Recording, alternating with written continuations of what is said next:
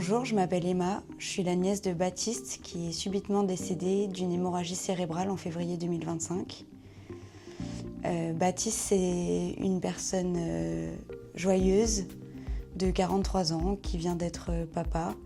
Je suis ici aujourd'hui pour vous raconter un petit peu son histoire et pourquoi pas aider des personnes qui seraient amenées à être dans le même cas. Baptiste a été admis à l'hôpital dans un état critique. On nous a vite annoncé qu'il y avait très peu de chances pour que Baptiste s'en sorte. On a eu un peu de temps pour se faire à l'idée et puis ensuite est arrivée la question du don d'organes. Alors nous, le don d'organes dans notre famille, c'est quelque chose dont on a souvent parlé, notamment ma grand-mère qui est à cheval là-dessus.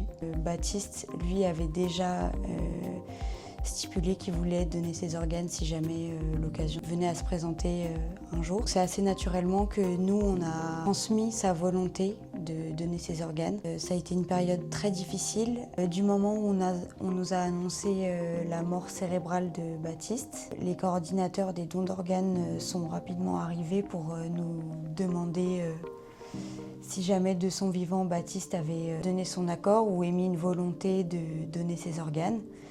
Donc ce qui était le cas.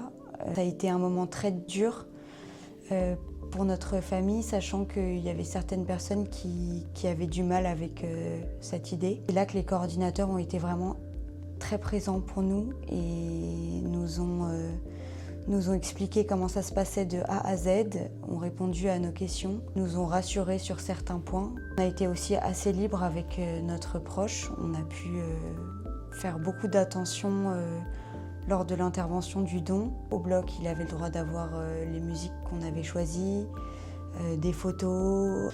On nous a bien expliqué que le don d'organes, c'était quelque chose de pas visible sur notre proche, notamment lors de l'enterrement. Les personnes qui ont voulu voir le corps n'ont pas été choquées. En fait, le don d'organes est fait vraiment dans le respect du défunt et c'est ça qui nous a vraiment aidés. Baptiste a été en mesure de donner son foie, son pancréas, ses reins, une partie de son épiderme, ses valves cardiaques et des vaisseaux sanguins. Du coup, ce don d'organes, il nous aide nous en tant que famille parce que ça donne quelque part une seconde vie à Baptiste.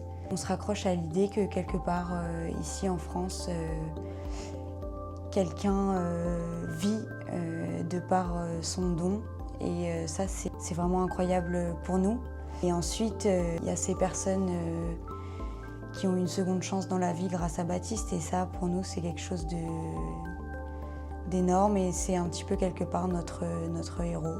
Et Baptiste était quelqu'un de profondément gentil. Le don d'organes lui correspond mais je dirais le don d'organes reflète bien sa personnalité. C'était quelqu'un qui était toujours là pour les autres. Il faisait passer tout le temps sa famille en premier avant lui. Baptiste, c'est la passion du ski, c'est la passion des voitures, des BMW. C'est un amour inconditionné pour sa petite fille Julie, qui a eu 4 ans là. À qui il manque beaucoup.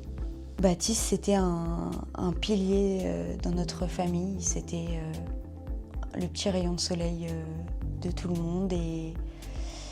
Et cet événement dramatique a profondément chamboulé notre famille, notre stabilité. Il nous manquera toujours. Malgré tout, on est content que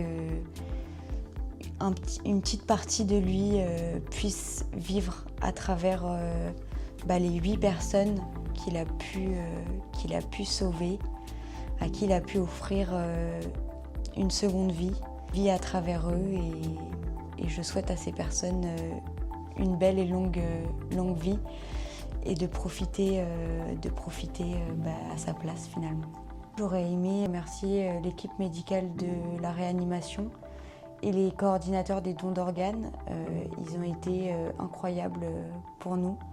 Ça a été une grande aide. Je pense que sans eux, ça ne serait pas passé aussi bien et aussi sereinement. Et encore à l'heure d'aujourd'hui, on est 1000 fois reconnaissant de leur présence pour nous. Et ils ont une place spéciale dans notre cœur en tout cas.